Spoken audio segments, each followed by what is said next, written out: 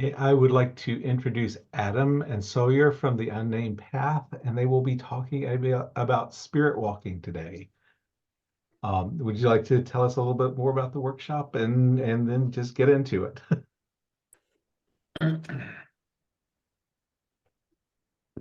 Sawyer, you're muted.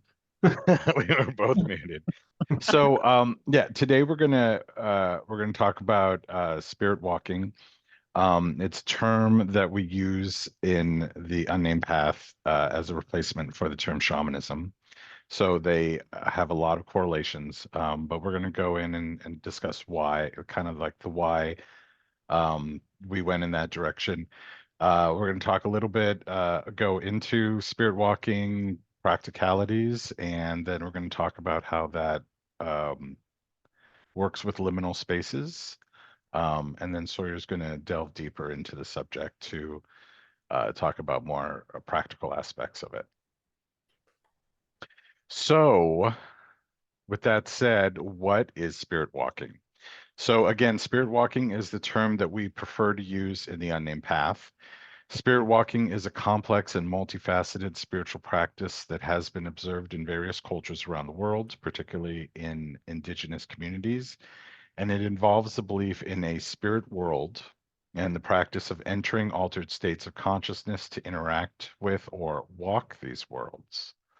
Now, this definition can be used the same for shamanism. Both terms include altered states of consciousness, which is central to both, and the ability of the practitioner to enter altered states of consciousness. And this is often achieved through ecstatic means, through drumming, dancing, fasting, the use of smoke from resins and herbs, fires, and the use of psychoactive substances. Both terms include journeying or walking, which is central to both, that is, being in an altered state of consciousness, and in order to journey or walk to the spirit world. The journey or walk can serve various purposes, such as healing, seeking wisdom, or communicating with ancestors and spirits. Now, both of these terms include spirit worlds. So, spirit worlds take into consideration the aspect of a multi layered, multi dimensional universe. Um, and these include liminal spaces, comprising different realms or the border of different realms of consciousness. Practitioners interact in these spirit worlds with spirits, deities, and ancestors within these worlds. Within the unnamed path, we categorize these worlds. So we split them into three aspects. One is the upper world, the middle world, and the underworld. And I think other traditions use this description of the different worlds as well.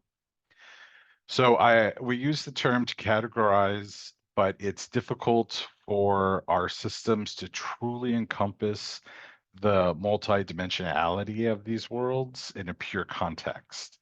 Um, in a lot of ways, and I'm sure people understand this as practitioners, it's very hard to put into words what we experience when we're journeying or traveling into the spirit worlds and what we experience, because our minds have to kind of conceptualize all these ideas and like give an expression to it.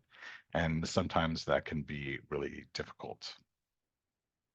Now, both the terms shamanism and spirit walking include healing and knowledge. An aspect of journeying involves healing. During these journeys, one may diagnose and treat spiritual illnesses by engaging with spirits or deities, retrieving lost or separated spiritual energy. We also may converse with spirits, talk with the ancestors of men who love men, or the deities of the unnamed path. Oftentimes, we work with these spirits, ancestors, and deities via liminal spaces as our connection grows. So, too, does the ease of our journey through training and practice. So, the more we journey, basically, the easier our connection gets, and the easier it is for us to travel into the spirit worlds. And as we talked before, sometimes that doorway isn't closed fully. So when we're out doing our mundane things, the spirits may communicate with us, or deities may communicate with us in very mundane ways. So like when you're doing the dishes or something, because your mind kind of moves into that altered state, and then they're like, "Oh, you're here. Let me talk to you." And it's like, "No, I'm doing the dishes." Both terms include rituals and tools. We use a variety of tools and rituals in our practice. These may include drums, rattles, chants, herbs, music, singing, smoke from resins and herbs, sounds, and ecstatic practices. With practice, we are able to hone our ability to move into these liminal spaces much easier. So, I want to talk about spirit walking versus shamanism and why the change. So, shamanism is a term used to describe a range of traditional beliefs and practices concerning communication with the spirit world. It is most commonly associated with indigenous peoples of Siberia, from where the term shaman originates from. Why is this problematic?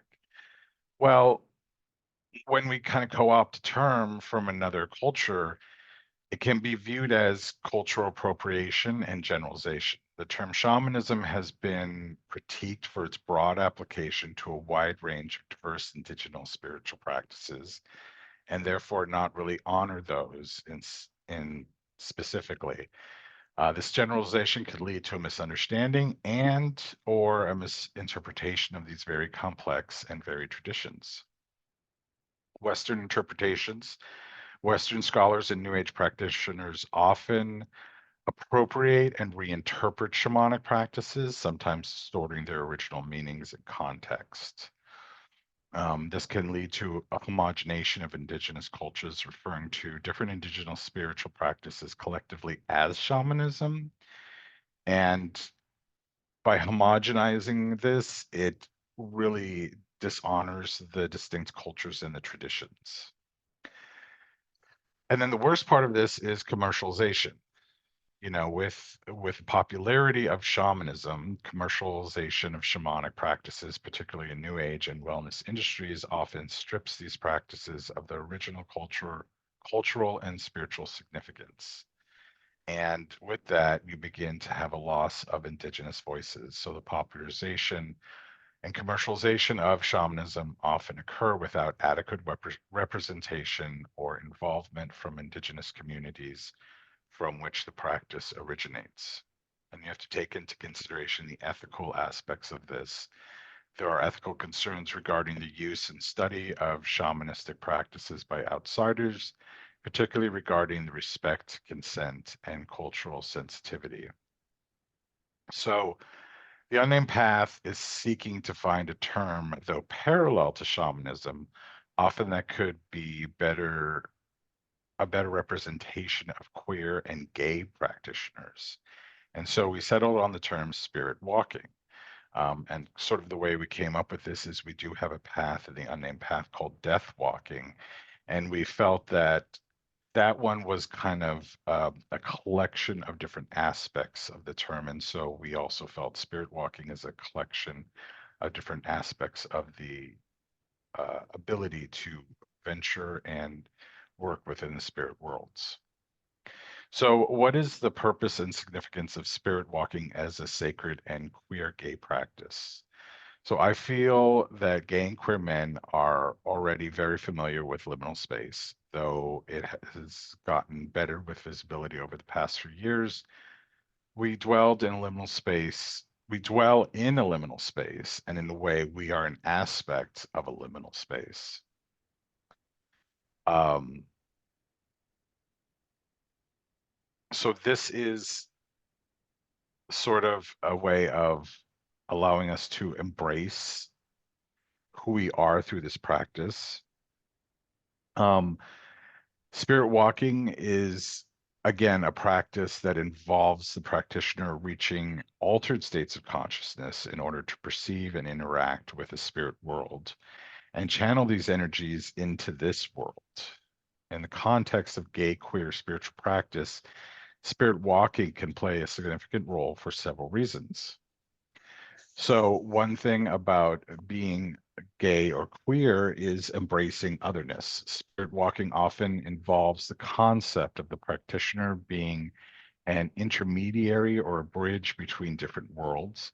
And this can resonate with the experience of many gay and queer individuals who may feel they inhabit a liminal space in society, that they're not fully accepted in the mainstream culture and yet distinct within our own communities. Spirit walking practices, which honor and delve into the experience of being other, can provide a meaningful spiritual framework for these individuals. And one of the things we really look for is a sense of healing and wholeness. Spirit walking frequently emphasizes healing, not just physically, but emotionally and spiritually. For many in the gay queer community who may have faced trauma, discrimination, alienation, the healing aspect of spirit walking can be particularly powerful. It offers a path to finding inner peace and reconciling various aspects of our own identity. And we do this through transformation and empowerment, the journey of self discovery and acceptance that many gay queer individuals undergo mirrors the transformative process central to the practice of spirit walking. Spirit walking often involves rites of passage, transformations, and facing one's fears, which can be metaphors for the experience of coming out and self acceptance in the gay and queer communities. Um, we also have a very strong connection to nature and our ancestors. Spirit walking emphasizes a deep connection to nature and our ancestral connection to our tribe, the tribe of men who love men. This can be particularly empowering for gay queer individuals seeking to understand their place in the world and establish a sense of continuity and belonging, and perhaps in the face of societal norms that have historically excluded or marginalized us. So, the last part is redefining norms and rules. So, one of the things we do as gay and queer men is we go into society and we break shit up. We create new things and we do it in an undercurrent. And in a way, spirit walking reflects this as well. So spirit walking practices often transcend traditional gender roles and societal norms, restoring with many in the gay queer community who may themselves challenge traditional norms. Spirit walking can provide a spiritual context in which non-normative identities and relationships are not just accepted but celebrated as a vital part of the tapestry of human experience. So in the aspect of working at this spiritual tech, we delve into other worlds and transcend what is perceived as the normal in today's society. And we are able to do extraordinary things.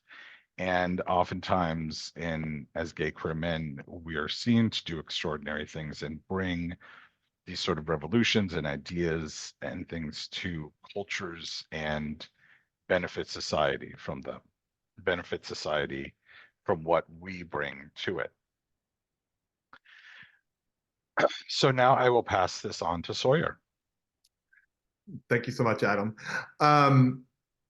Before going any further, I want to just touch back on the use of spirit walking versus shamanism in the unnamed path. As a tradition, we do still, as a collective, use shamanism as that is what we were trained under, that is what we were initiated under, that is a term that is still broadly used. That is not something that we are just throwing the baby out with the bathwater. This is something that is part of the evolutionary function of language and where we stand, and as ourselves as marginalized communities being respectful to those as well. So spirit walking comes about as a way for us, specifically Adam and I. There are other terms that other brothers, other siblings, other initiates may use as well, but this is a term that as we continue to navigate and explore and work with these tools, that we find is rather applicable, in that it is so encompassing to the actual practices as opposed to a closed practice to which that term derives. Because spirit walking, as we engage it, is a culturally and neutral alternative to shamanism, not a replacement or necessarily a substitution for it. Because at least in my perspective, and as we have moved through this, the use is much more than just an effort to be culturally sensitive, because of course we do need to be mindful of these cultures and the peoples that do live this and have been impacted by that. But I find spirit walking is practical in its applicability of an evolving spirituality. Its sense of neutrality really permits an applicable diversity that is relevant to both closed practices and personal spiritual practices. Traditionally, like shamanism, spirit walking implies technique and philosophy as it is practiced within a distinct current. Its foundations are rooted in practice. So when we take that, spirit walking becomes rooted in practice, not culture. And this allows for it to be adopted and used across multiple traditions, not just us in the unnamed path or us as individual practitioners, but others that may find and resonate with this themselves. And in personal terms, on the individual level, spirit walking carries a title of spirit walker, which is adjacent but not exactly identical to shaman. And the reason I bring this up is because there is an important distinction that is associated with shaman. Shaman is often a title that is bestowed upon someone by the community that they're in. That does not mean that people who engage in those activities are not engaged in that act. It means that what community are you in? What role do you play for that community? What are you serving and who are you serving? So in that sense, spirit walker, again, rooted in practice, not necessarily a closed current, allows a person to adopt a title based on its relevance and function within their spirituality, while retaining that sense of cultural sensitivity, and acknowledging the diversity in techniques and skills that shamans broadly have used, because there are many techniques, many skills that people have used throughout time to get there. That might not be the case for everybody. So when we allow those spaces, we can find ourselves there, as opposed to trying to insert ourselves into something that may not have been ours to begin with. It allows us to find where we are.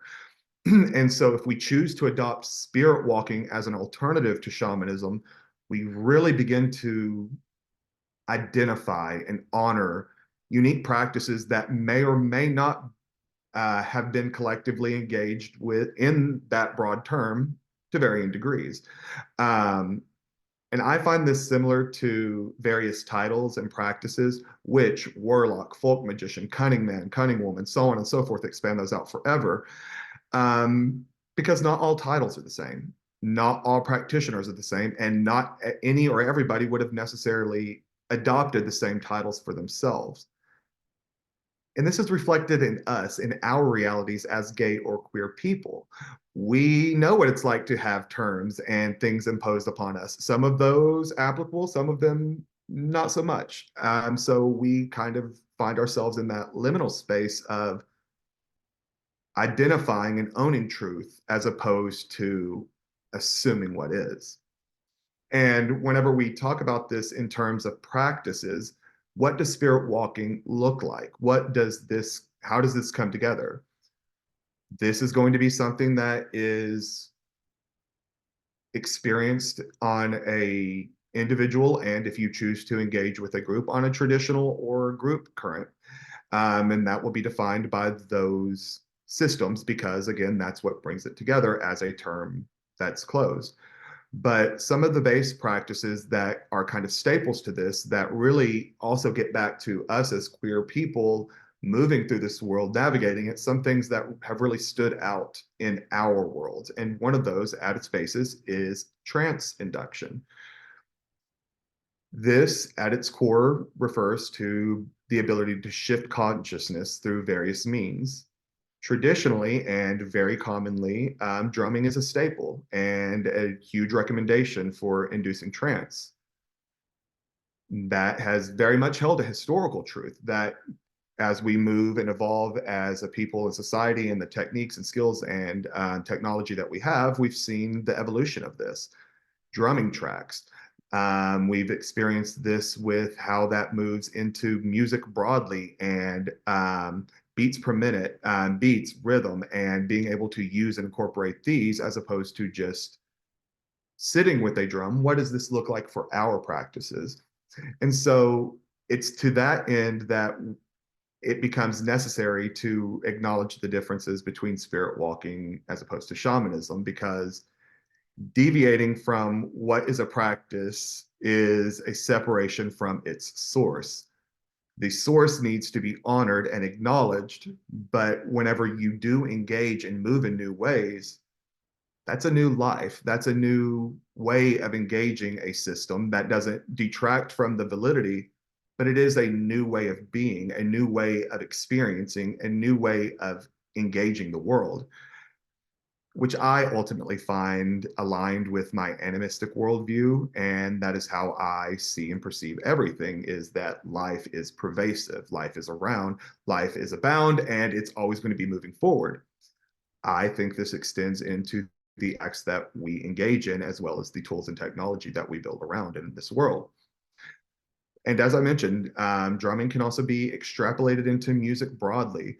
And one of the things that I really loved about these presentations and the discussions that have been happening today is many people have brought up in various ways the word techno.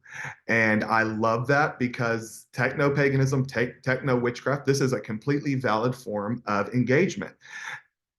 There is a common term, techno shaman, which does refer to the use of music that does get into that vein of using a beat to influence a crowd, a person, yourself, to move into a way to shift consciousness, to really be enthralled and engage in a moment. So that's really where I found a lot of myself, because music is a huge way that I engage and move through transcenduction, but drumming, not so much. But whenever I really start to analyze moving into those elements of me really being fascinated by folk magic and what this looks like for us as gay queer people, we've kind of always kind of been navigating those spaces in general, as depending on how you want to take that. This is, you want to go dancing.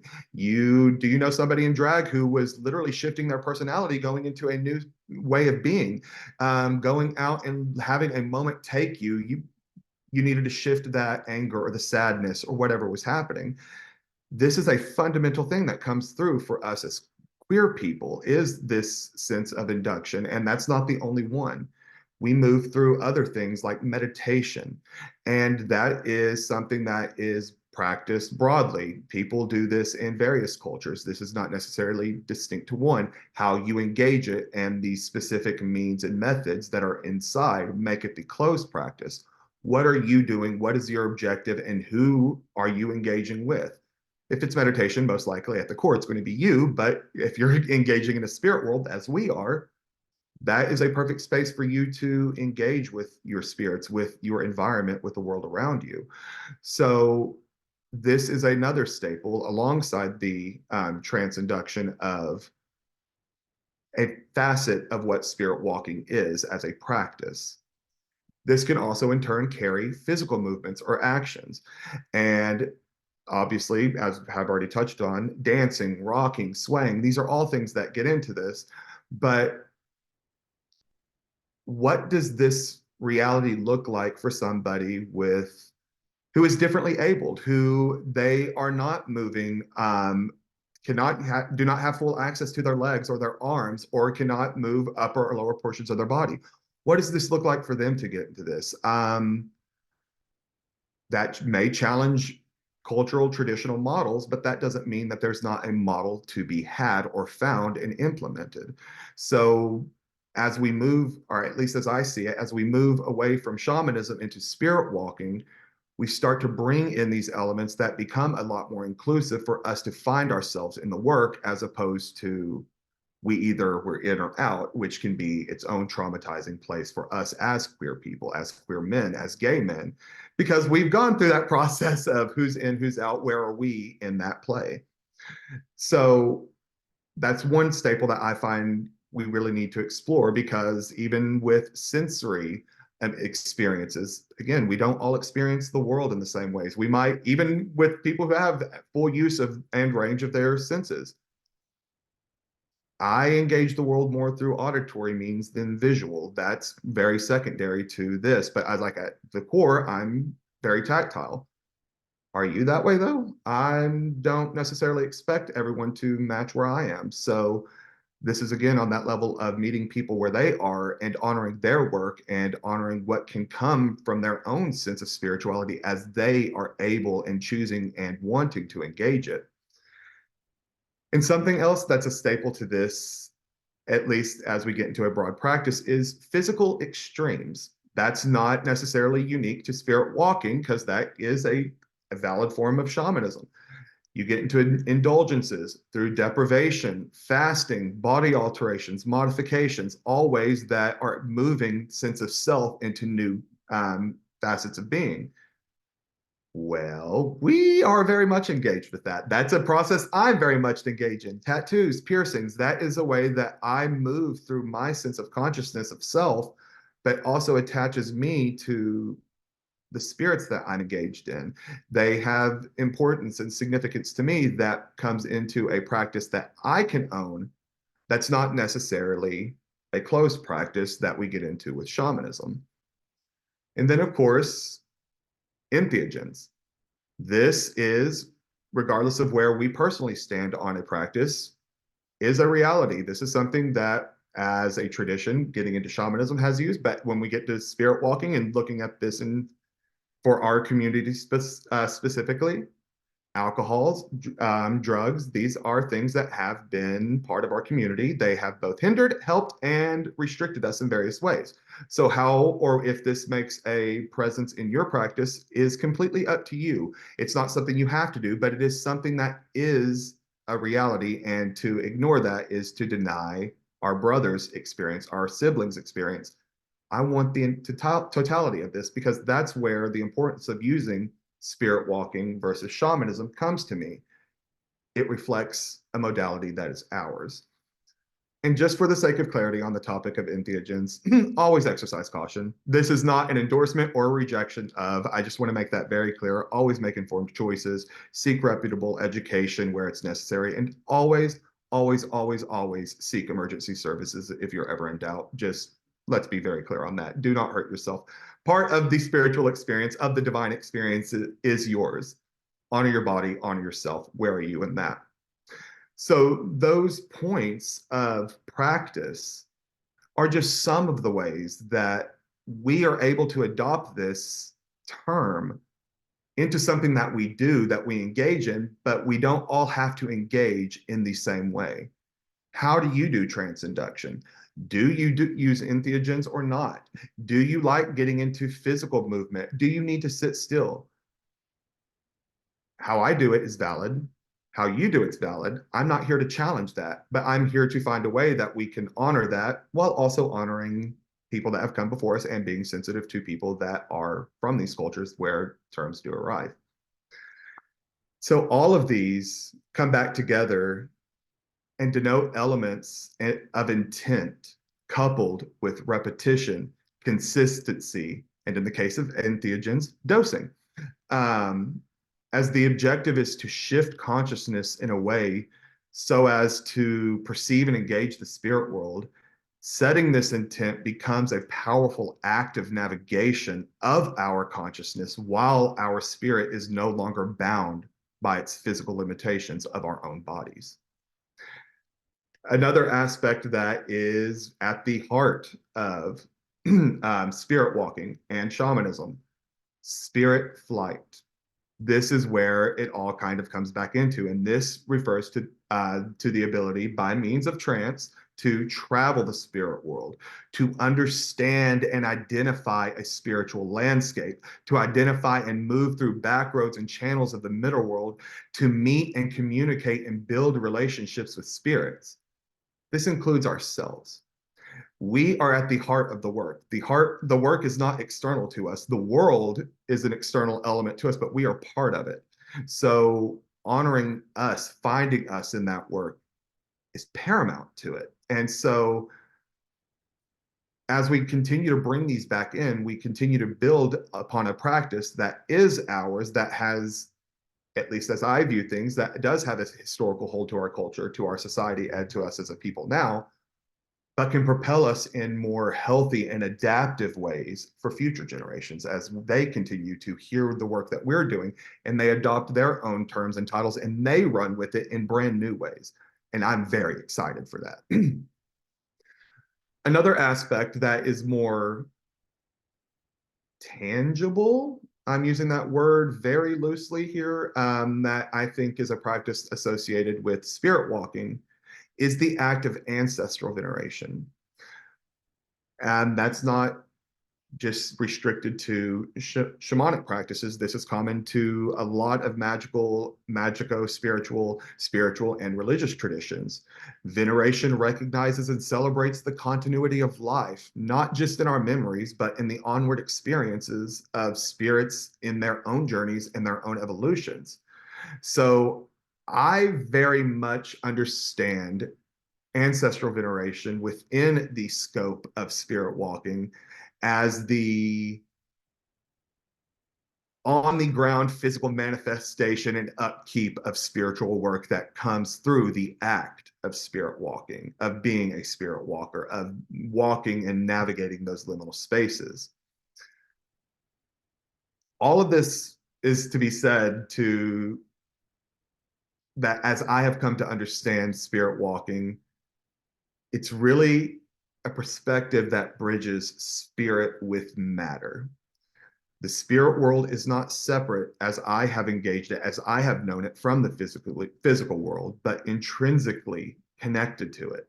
It's not one or the other, but always and only can ever be both. It's just literally, it's me pointing over there. All that is required is the slightest shift in our consciousness. And we are a people that walks between worlds. We are spirit walkers. And that is something that we live as queer men, that we have moved through as in our queer identities. And we take this and we run with that sense of liminality and make sense of liminal spaces that we have not just found ourselves in, but kind of inherently just hold. And with that point being said, I'm going to pass this back off to Adam. Thank you, Sawyer.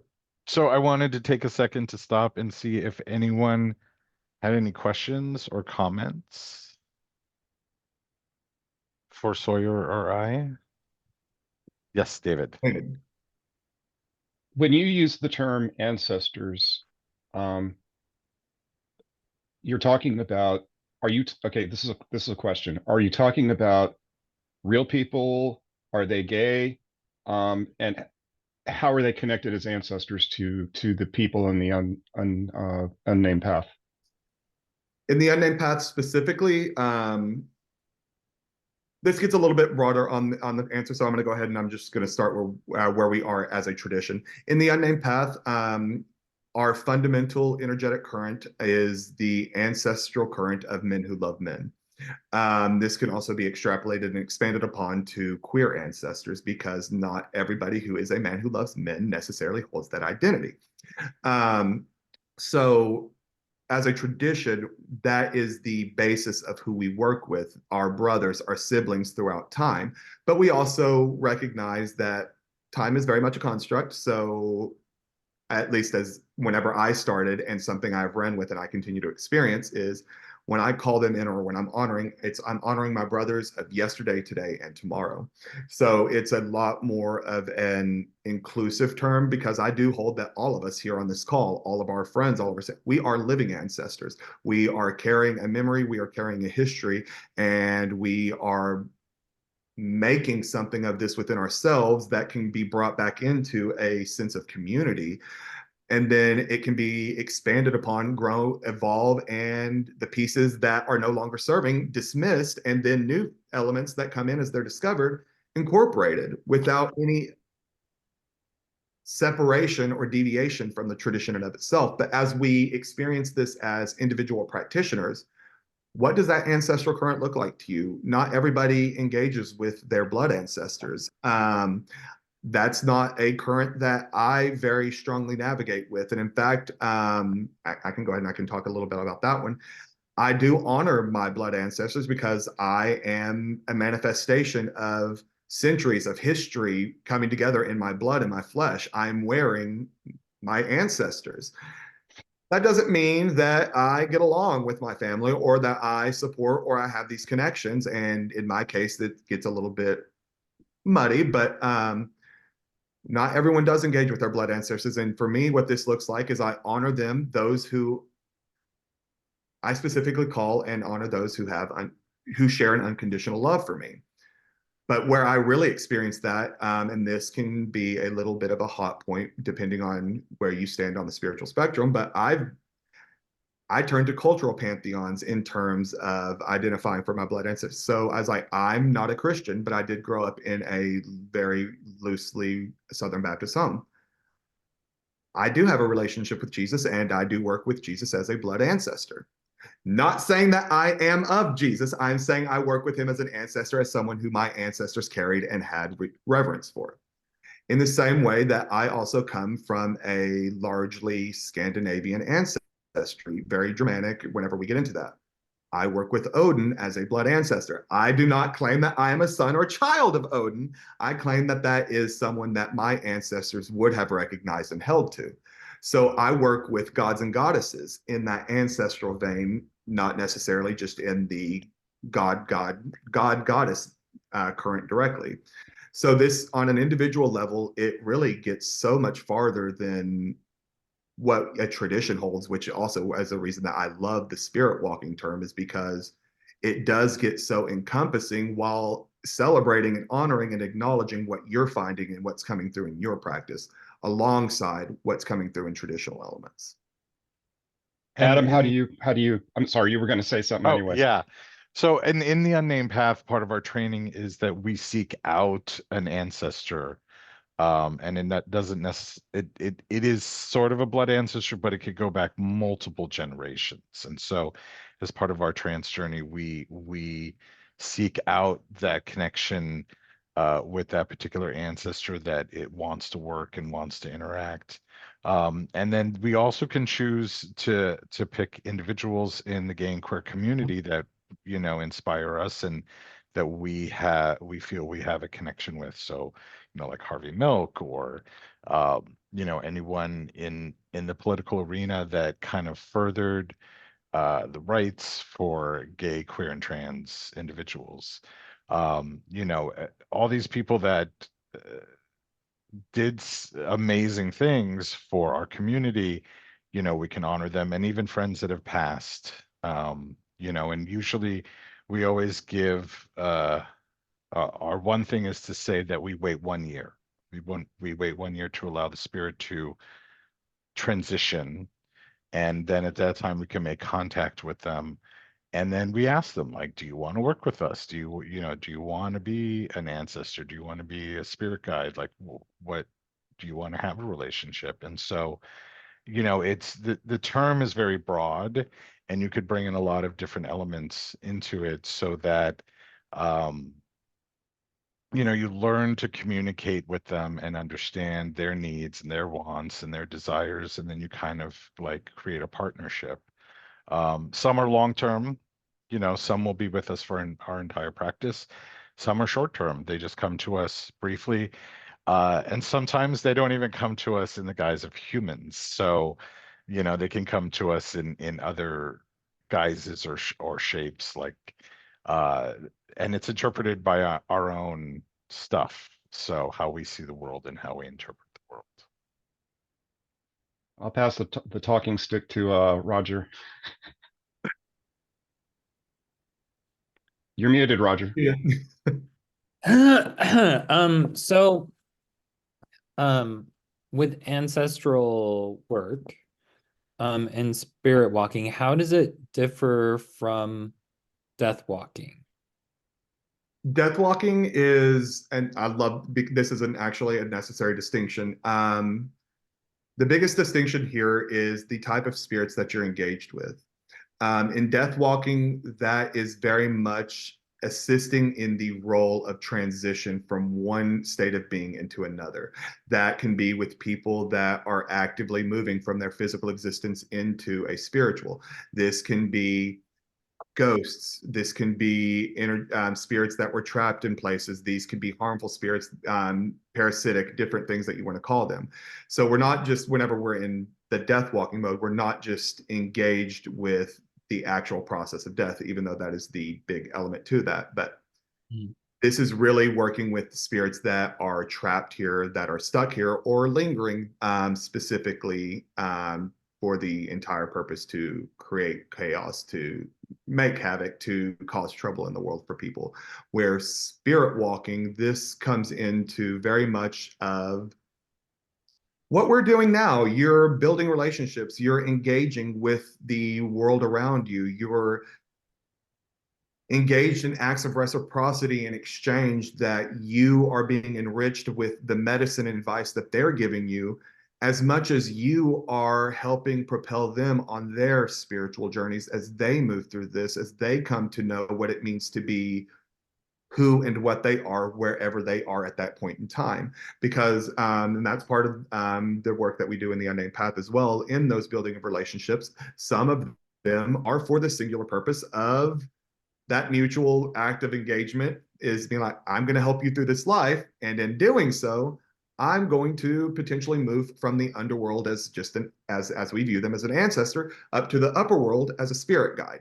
And then there's, because we hold that this journey is ongoing, and so to say you're one type of spirit, well, we're human now. That doesn't mean we're always going to be, and not every spirit has ever had an incarnate experience. Some of them have only ever been spirit and energy. So that's where that big distinction comes, is the work that we're doing and the type of spirit that we're engaged with. Although it is very subtle, because a lot of these skills and techniques that the spirit walker uses are those of the death walker. It's all in a matter of getting back into that state of intent. What are you doing and who are you doing it with?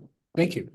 And the death walking, it goes deeper. So, you know, in our death walking practice, we also use divinatory practices to communicate with the dead.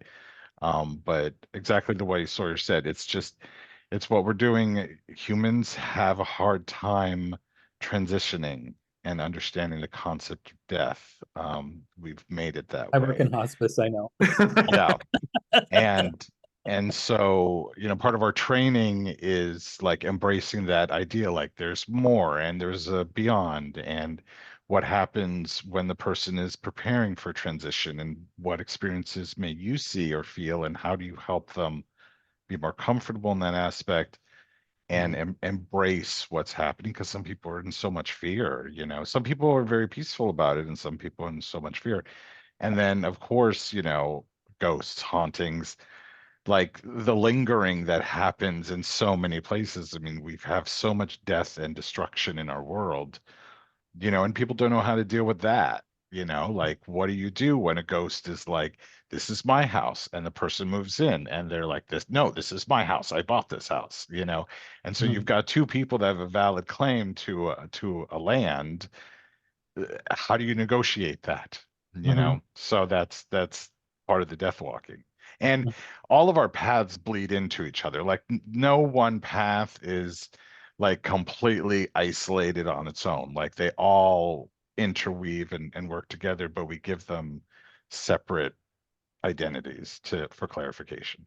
You bringing up hospice is actually a great way of talking about how we move in from one act into the other, because all of our four paths are magic. That is how we describe them. That's how they can appropriately be. It's how that energy is moved.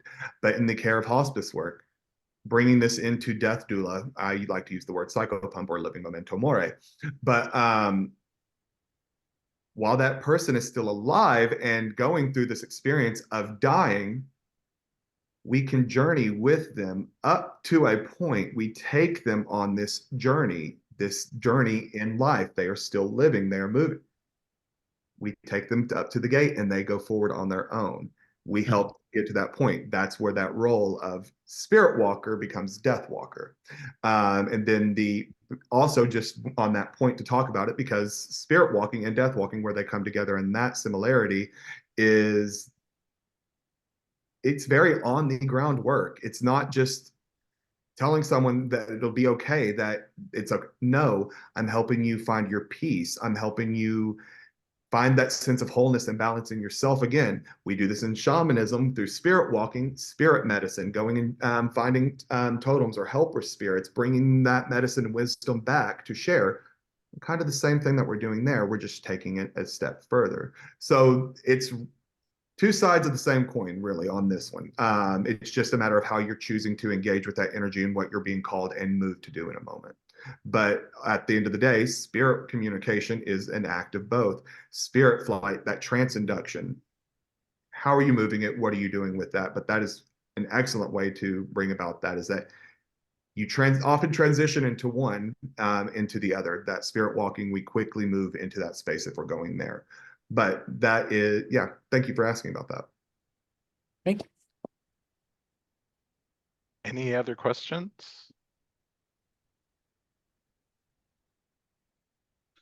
Okay. Looking at, oh, David. I hope this doesn't trigger anything, but do you guys self-identify as being pagan? I'm going to put this one out there as a Sawyer answer, not necessarily as an unnamed path. I see us as pagan-esque. And I say that because we do have gods and goddesses. The gods and goddesses of the unnamed path are not, they do not exist within a cultural pantheon. You cannot substitute any cultural pantheon gods or goddesses with the gods and goddesses of the unnamed path. They are very real spirits on their own. They are their own deities that we recognize and know them far more titanic. That does not diminish the other gods or goddesses. These are just ours for this tradition. So in that vein, we do recognize there are pagan elements to it. I personally see us a lot more animistic, but I also don't necessarily have to see those two terms in conflict with one another. I can find them often in support of that, because I find gods and goddesses in nature. I find many spirits in nature. I find kind of everything there. That doesn't detract from the fact that this spirit itself carries a vibration or identifies themselves as a god or goddess. So where I was like, pagan-esque is my personal, like, how I see us. But I was like, whenever you bring this down as how we practice this on the ground as individuals, we very much have a number of brothers that carry the term pagan and title pagan for themselves. That's not necessarily one I carry. I very much lean more into ecstatic animist. That does not mean either or correct or incorrect. That's where we land. But so pagan is a correct destination. That's not incorrect. I would say that it's more of a yes and situation. And that answer is the same for me. And oftentimes that's a lot of the aspects of the unnamed path. It's just yes and. It really builds off one another. So actually, Sawyer, I'm going to go ahead and skip the liminal talk and let you continue, because yours is more Spirit Walker focused, since we're running out of time. Okay, well, we can go ahead and do that, because this all brings back into the space of liminality and us being liminal beings. And that's not to say other people are not, because at least in terms of when people talk about spiritual gifts or magical gifts, I don't see that as unique just to us. But I think that we have our own in terms of how we express it, how we live it, and how we move it into this world. Somebody had made the distinction earlier about a plumber. I'm not a plumber. I don't have those skills. That does not mean that I'm any less valid or my skills are any less needed. It just means that someone else has something that they can bring to the conversation while I can bring mine, and we can share that there. So when we talk about liminal spaces for us as gay men, as queer men, as men just in general, it really came naturally to us, not because it's like, oh, you're queer, you were born with this, that's your spiritual gift, which I think that there's an argument for that. I hold that that's something we have, but it's something that we've also learned. Many of this, like trance induction, great, that sounds wonderful on paper, and when we're talking about it, well, Dissociation can also is a way of escaping this reality and shifting your consciousness into another. That is not necessarily always the healthiest method to take, but nonetheless, it's one that we have done and used as a safety precaution and as a means of survival and protection. And that's why, as we talk about this, at least as something that I hold as honored in the unnamed path, we innately come by this because of our liminality and what our queerness conjures, evokes, encourages, and at times provokes, not just within ourselves, but from other people. And we have to make sense of all of that coming together and move within those realities and those spaces. And so that becomes ours. And this touches back on some of what Adam was discussing earlier whenever was sharing about spirit walking versus shamanism and how it really connects us with nature. I see spirit walking providing a framework for orienting or reorienting ourselves as something that's in the natural world as a fundamental part of nature's totality by opening us up to the interconnectedness of existence that exceeds binary constraints.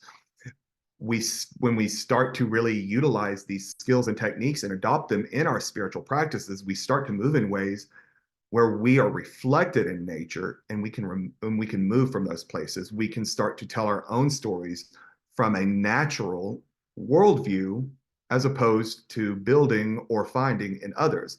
And I think that both of them are valid because we are part of the fertility cycle. We came about because a man and a woman had sex. We were born. We are here. We are not removed from that. That does not necessarily mean that's the end of our story or how we live. I very much find mine more in the ecstatic and the experiential than the fertility. So when we do this, we find what it means to be a queer person as nature, as something that nature brought forth as an expression of itself, because nature is queer as fuck. And so having us there is paramount to who we are, and what we want to be. And that really starts to shift the conversation into healing and integrating aspects of ourselves, because we've, like I said, we've often embodied and enacted skills that are part of spirit walking as means of survival mechanisms, defense mechanisms. However, we can consciously utilize these techniques to actively engage and claim our spaces in the world, as opposed to removing ourselves consciously or unconsciously from it.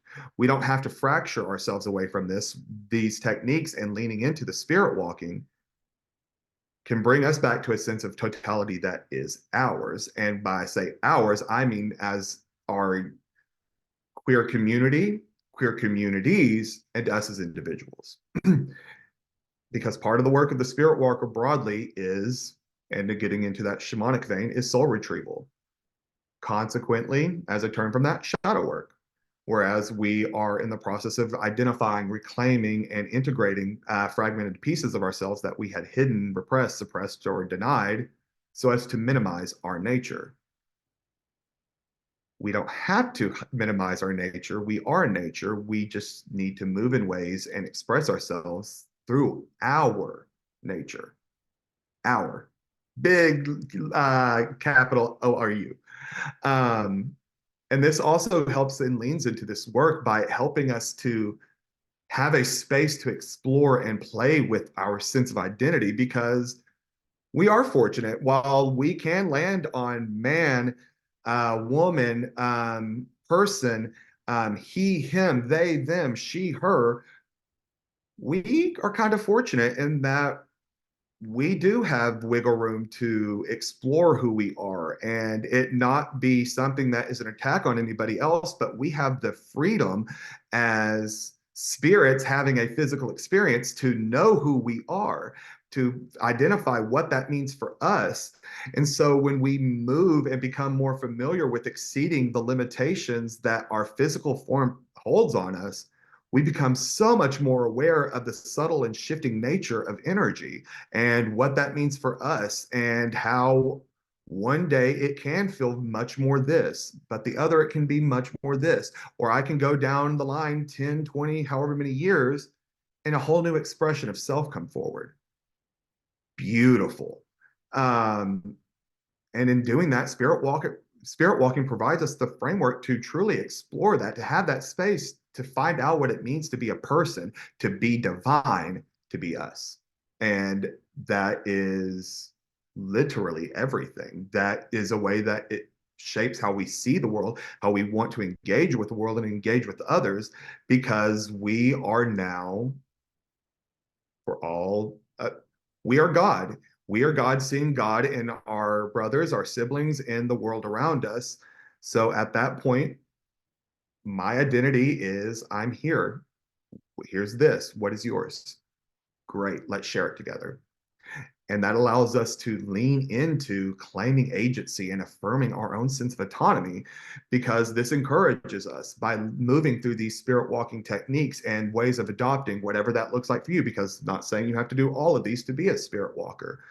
But whatever this looks like for you, it encourages us to live authentically. And that further encourages us to reclaim narratives that are our own, to find places and stories and assert our truth, as opposed to going to other stories and be like, oh, I can kind of see myself here. Oh, that's great. But here's one that is entirely yours, that you don't have to find or seek or put other elements to it in order for it to come together. It comes together because it's yours. It's your story. And here's a reality that is not just built around and seeks to find you in it, but positions you at the very heart of it. And this empowers us to move in ways that are aligned with our own sense, both independently and societally, culturally, with our own needs, wants, desires, and goals. Because I'm not saying we necessarily have to reflect heteronormative society or heterocentric tropes. If they work for us, great. But that's not necessarily the worldview that we live in. So my needs and what I need from the world is not going to reflect that. By moving through these ways that and techniques that encourage us to find ourselves, our spirit, our soul, our magic, we start to be like, okay, well, I can live comfortably in this world as a divine being that has a specific set of things that it needs to feel comfortable, to feel safe, to feel happy, to feel provided, and to feel fulfilled, and then to take that and provide that same kind of love for your community, whatever community means to you. And it's in this personal growth and transformation that I continue to find our rebellious and revolutionary spirit as gay and queer people. And because I very much understand that, as I have known it, as the heart of our queerness. We are not necessarily doing something as a reaction or a rejection to overculture, which is totally valid and necessary. It is a necessary response to have to flawed and outdated systems, because change is inevitable and we are change's children. Therefore, we are inevitable. And this is affirming of our independent models that exist alongside, but not in a competition with anyone or anything else. This is our world. Let's live in it unapologetically. And to that, that really gets back on the entire theme of what we've been discussing today about identifying spirit walking as a practice for gay men, for queer men, for us as a people, because it gets into our history, our lore, our magic. This brings us to places of identifying our lore and our history. We can journey to the underworld or to the upper world to talk to spirit guides, to ancestors that were gay and queer. We can hear their stories. We can read books here in the middle to find more about them, and we can go and ask them directly about it. We can find their inspiration there and what they wanted to share, because life does not end, at least as I perceive it and as we hold in the unnamed path, with death. So what is it that your work is continued on now that you are in this place? And I love to talk about this, like with Freddie Mercury. Love him, music. You can talk to him and get so much inspiration. And at least whenever I engage, it's hard to bring back what he's actually saying, because it's so heart healing in that space. But that's a lore in history that would have otherwise gone undiscussed if we are not going and continuing that story. But that's ours to do. Not saying that people who are not gay or queer cannot access these people, saying that we have an energetic current that runs through us, that ran through them, that's similar and gives us kind of a leg up, if you will. But in that, that also provides a place for us to remember, but also to create our own ceremonies and rituals. That's how we get to the unnamed path. That is being like part of things that were revealed by the ancestors, by the gods and goddesses of this tradition. But nothing is done alone. So this tradition came about because of the work Hyperion was doing very spiritually, but also with his brothers here in this world. There were, as I cannot speak for him, nor will I attempt to. But as we do this, this is how we find where we are and what we're wanting to bring into this world and what our specific current is really leaning into. And all of that comes into solidifying and building cultural bonds and support networks. This is where the unnamed path crosses with Brotherhood by the Bog, and we find all of these different beautiful voices that are coming together, sharing how this practice is coming to life for them in Stone Circle Wicca and other traditions. But here's where we are as well. We've not been in conflict at any point in time through any of this. This has been a space for us to hold and celebrate one another. And honestly, that's heart exploding to me. And the foundations of spirit walking bring that together for us, because this is something we have to build for ourselves as a community, as a people.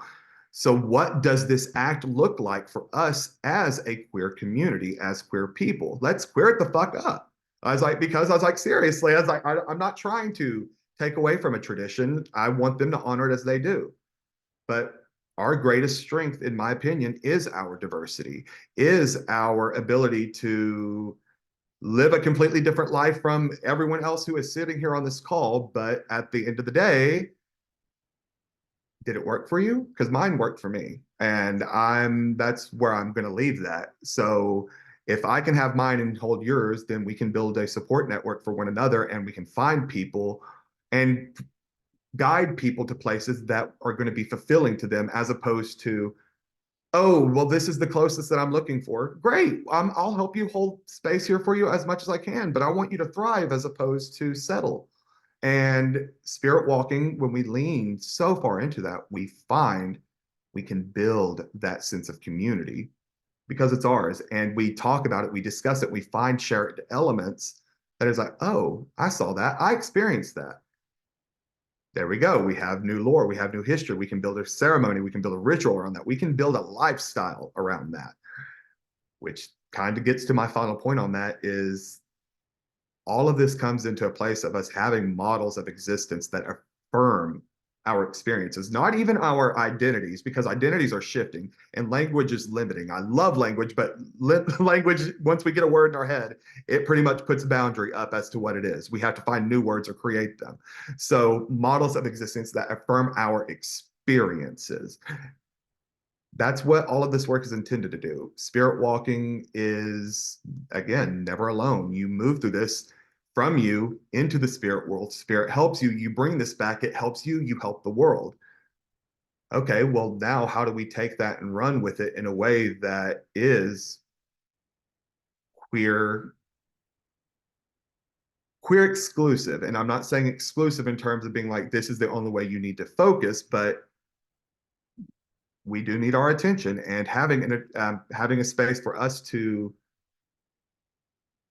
find what this is for us without it being muddied down by external thoughts and opinions that cannot mirror our shared lived experiences is something that we have to take upon ourselves. It really gets back into that sense of self-accountability, of action, of being responsible for ourselves, for our brothers, for our community, and that way we can propel this forward. And this is where I find spirit walking, is it brings all of this together. It bridges the physical with the spiritual. It brings us into ourselves. It brings us into our community, whatever community means for us. because I was like, we don't always have to get along with the broader gay queer community. We have to help everybody. We have to sacrifice ourselves to the point of oblivion. That's kind of defeating the purpose. What is your community? Who are your people? What is your independent tribe? Who are you working for? What are you getting from that community in turn? And from that, SpiritWalking provides a framework, it provides a mode of existing, and then it provides a sense of community and sense of being that only we can share.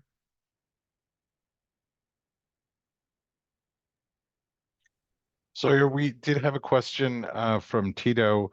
Tito asked, would Wicca be considered an and when naming the unnamed path as pagan and? This is something that Hyperion has used to describe us as a tradition before, so I'm going to reiterate this, and then I'm going to expand on it just a little bit. The unnamed path is described as a non-Wiccan magical tradition. And one of the reasons for this is that we do not follow standard pagan Wiccan philosophy. We do have God and goddess in the unnamed path. They're not lovers. This is reflective of our reality. God is gay, point blank, full stop. God is gay. The gods are lovers here. They're not partially consorts to one another. They are full lovers.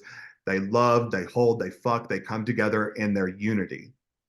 God is gay, and there's a whole argument to be said about the goddesses. I experienced them as a lesbian couple, but that is a lot more debatable for everybody, so we'll leave that at that point. But that's not to say that Wicca is invalid. We have a number of brothers, siblings, and initiates that are initiated and involved with various Wiccan traditions. This is where we find ourselves, though, kind of more aligned with those tradcraft elements, where it gets into obviously, beyond it being an initiatory thing that we get into, we break away from the standard Wiccan philosophy. We do not work necessarily with the fertility cycle. The wheel of the year is not an element to the unnamed path. We do have our own circles or otherwise holidays, festivals, but while they are centered around times of the year, they're not centered around dates, and it's a lot more your specific region as we get there. So that's where we kind of break away from the Wiccan elements, but that does not mean Wicca does not have a place within the unnamed path, because the unnamed path is one of those is like, we are accommodating everywhere. Bring your history, bring your lore, bring your traditions with you. Here's something else to add with that, though. And how does all of this come to life inside of you? So we do have initiates, again, that do identify as Wiccan, because that is another identity and tradition that they hold. But in and of ourselves, that's not a correct destination necessarily for us.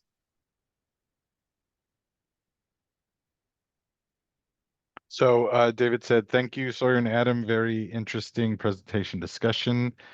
And Tito said, oh, okay, gotcha. I love the explanation. Thank you very much. Were there any other questions before we run out of time?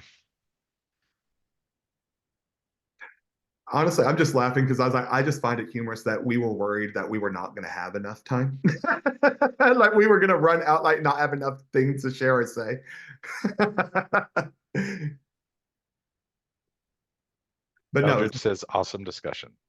but thank you all for being here, for sharing this space with us, because if there's a closing element to this, is that this is not our tradition alone. This is all of ours. We are all bringing this together. We're all bringing forth a spiritual identity, a spiritual current, a way of being that is ours, that only we can move through because we've fucking lived it. We're living it, and we're bringing it forward now. So in the same way of the discussion panel, Gwydion, you've influenced Adam and I in so many ways. Eric, you have done so much that has helped our brothers, but also helped in what this magical world means to me. Mel, Dallin, everybody here has contributed in some way that what it means for me to be a spiritual person. That's what I want out of all of this. At the end of the day, I don't care if it's with the unnamed path, excellent, great. I want you to be where you are, and I want to celebrate the hell out of that, because that's where we're going to be. So thank you all for being here and for listening and sharing this space with us. Sawyer, is Okay. it okay for Mel to share your email? Oh, of course. Yeah. Putting it in the Yeah, if there are any more questions, feel free to email us. We're happy to answer any questions. oh, I accidentally sent that directly to email. I'm sorry. Oh, I've been there, done that. Thank you, everybody. Thank you all so much. Well, thank you both for presenting today. And I want to go ahead, we're going to go ahead and break for a dinner break, and hopefully I'll have some time to get some of the recordings from earlier today up to YouTube and share those on the Facebook group. Anyway, the next event we have is at 6 p.m. Eastern time. That's about hour and 45 minutes from now. And that is going to be Pagan and Witchcraft Werewolf Cults with author Denny Sargent. And then later on this evening, he's going to take us through a shape-shifting trance ritual. So it sounds like it's going to be awesome. So I'm going to go ahead and close this out, and hope to see everybody at 6 p.m. for Denny Sargent's workshop. Bye, y'all.